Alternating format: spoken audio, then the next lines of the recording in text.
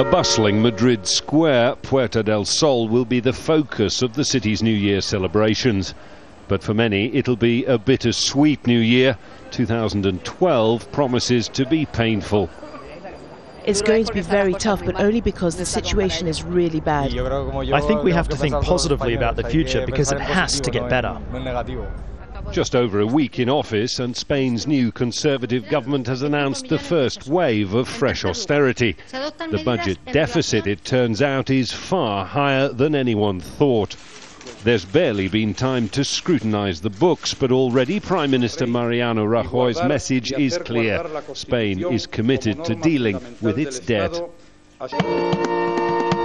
Apart from convincing the markets, the real challenge will be carrying the people with him, making good on a pledge to restore growth, creating jobs in an uncompetitive economy with the highest employment rate in the Eurozone, an economy that is slipping back into recession. For the first time, all European governments are in the same path. Rajoy's government is there supported by European government. No government can guarantee a solution, but the point is to make people believe you can achieve it. In the same square, Puerta del Sol, thousands held sit-in protests for months against the previous socialist government's austerity measures that only made everyday hardships even harder. There's plenty more of the same harsh treatment to come, except this time with the promise of growth as the country's salvation. With that, and for now, many Spaniards appear ready to give this new government a chance. The labour unions are highly sceptical. How can you promote growth and reduce unemployment, they ask, by squeezing the economy and cutting public sector jobs?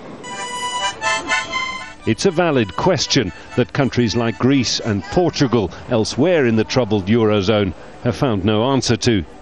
Spain hopes to be different. Well, we can cross to Jonah now. He's in Madrid. Jonah, Spain, obviously one of the more vulnerable economies in the Eurozone, and the government has also announced the budget deficit for 2011 is actually bigger than expected.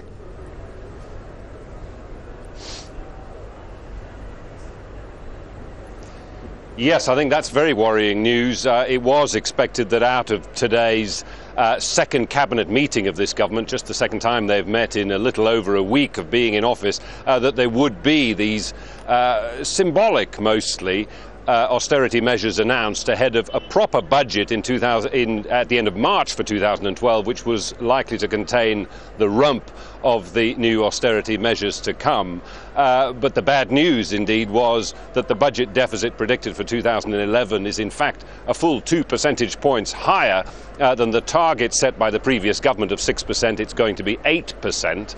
And the economists say that for every percentage point added onto the deficit, that will equal $10 billion worth of cuts and savings to bring it back down into line, and the path now is set to try and bring it down to 3% by 2013. That is the EU accepted limit. So where this new government was looking at bringing in savings of some $20 billion or more, they may well now be looking at savings of $40 billion or more in the year or two to come. So that's very bad news for the Spaniards as they look at these new measures, which are already stiffer than they expected. Tax rises for the richest, public spending, salary freezes and hiring freezes, and there will be far more to come as the year wears on. Jonah, Spain, much like Italy, Greece, Portugal, certainly has many challenges ahead of it in 2012. Do you get the sense that the people in Spain are confident that their government, this new government, can handle it?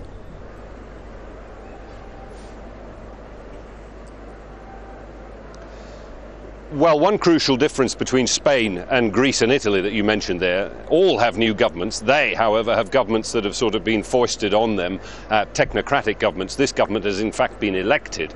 It was very popularly elected with a large majority and a strong mandate to continue the austerity measures in return for growth that it has promised to deliver, which will bring some 5 million people or so out of unemployment and back into work. Spain has the highest unemployment rate in the Eurozone. So the issue here in Spain is that most of the electorate, or at least half of the electorate, is willing to give this government a chance, the benefit of the doubt. They're willing to take the pain on the basis that they will receive some sort of a reward at the end of it. And there will be a period of grace to allow the government to produce and achieve that. But of course, if the cuts get only deeper and the growth doesn't emerge, then I think Mr. Mariano Rajoy's government may well lose favour, and quite quickly.